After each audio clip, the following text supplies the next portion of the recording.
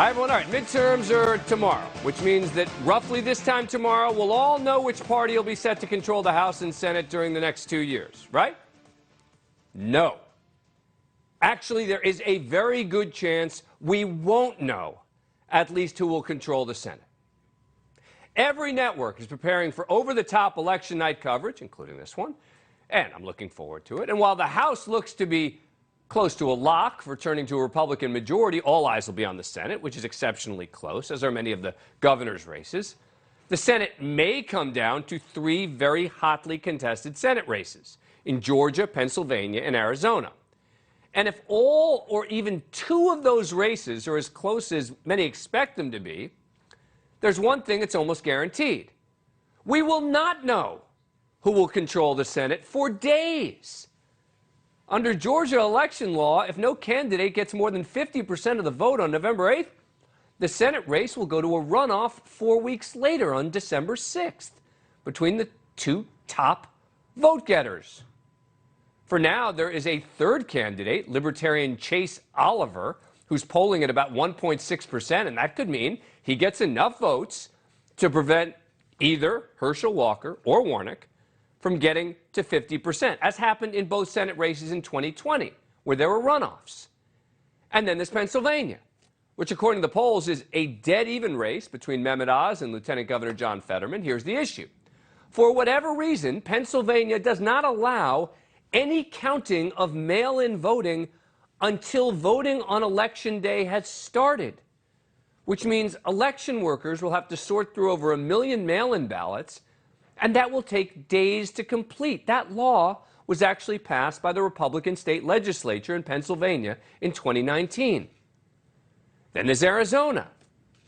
Here's Maricopa County Board of Supervisors Bill Gates, a registered Republican, holding a press conference today to address false election narratives to preempt attacks on the integrity of Arizona's vote, which also may take several days to count.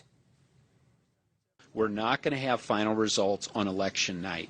The problem is that people out on social media and elsewhere will take the fact that we don't have final results on election night or early the next day as somehow proof of fraud or allowing that people can start, rigging the election or something like that. And that's simply not the case. Remember that you heard him say that today, before results are in. Now, why would people think it should be, must be, finished by election night? Well, because people like Rudy Giuliani are suggesting it already. Now, they had the results in France in 8 hours. If we can't count the vote in 8 hours, start wondering. Well, thank you, everybody. I will.